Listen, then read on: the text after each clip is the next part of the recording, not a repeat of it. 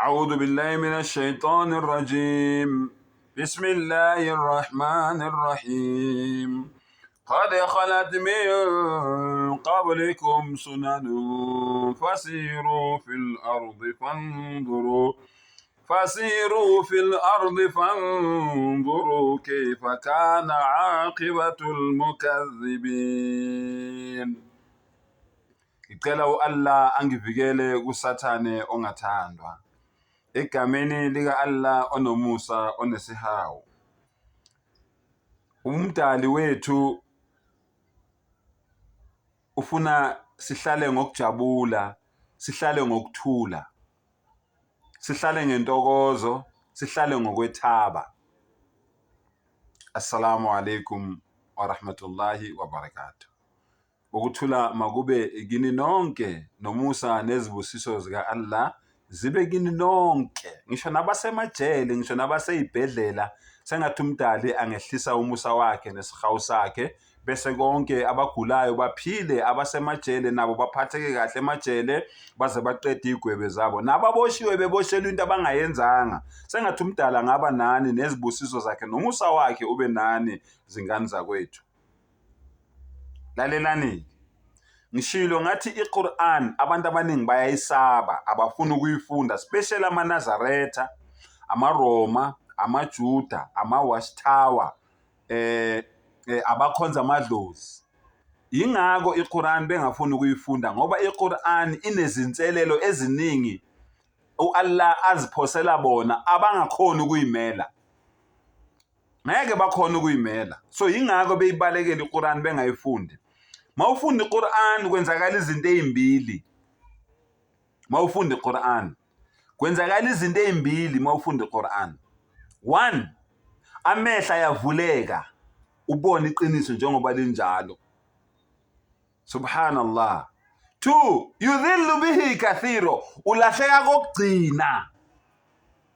1, amehla ayavuleka, yahdi bihi kathiro, uAllah uhola abaningi abakhiphe ebumnyameni abalethe endleleni eqondile ekukhanyeni mabefunda iQuran.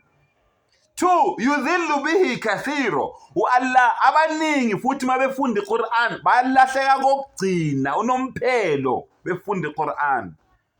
Buza mina ngiyazi, I know people abama Muslims abafunda iQuran kodwa balahleke kokugcina. Angisakhulumi ngongasi Muslim, abathi ba ama Muslims bafunda iQuran kodwa balahleke kokugcina. I know those people.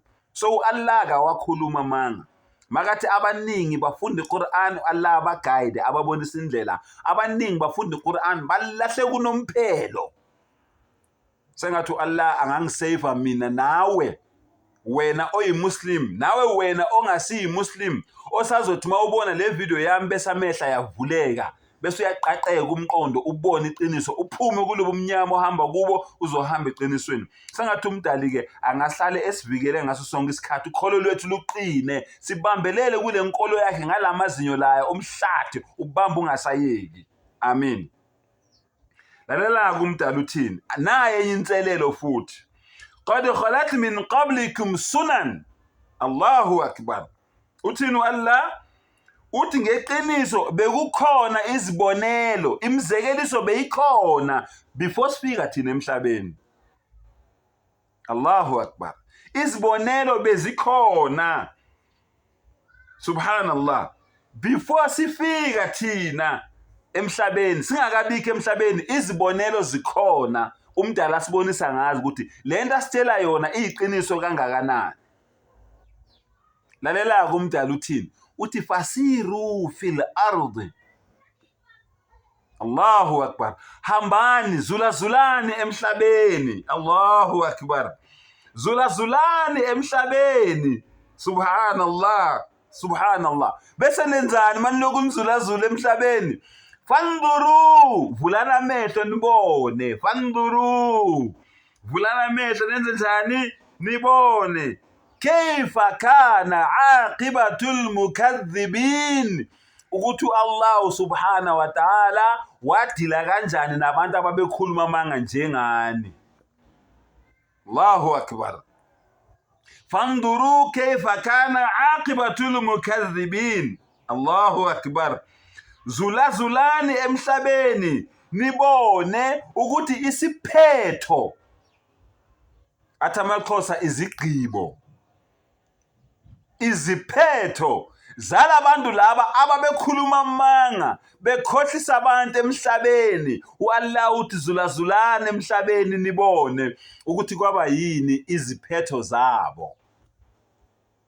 Angifuni ukumenshina amagama, subhanallah, kodwa ngizonimentionela lawo enwaziyo nani. Allahu akbar. Waphetha kanjani uFaro? Waphetha kanjani uNebukadnezar? Waphetha kanjani uNamrud? Waphetha kanjani uHerod? Ngabala ngingaqedi. Qarun, Haman. Baphetha kanjani? Allahu akbar. The people of Ad. Allah says iramadhati al-imad. Subhanallah. Bebehlala kuma big buildings, izakhiwo ezinkulu ezinezinsika ezinkulu eziphakeme. U-Allah uthi baphetha kanjani? Subhanallah. The people of Samud baphetha kanjani? Allahu akbar. Allahu akbar.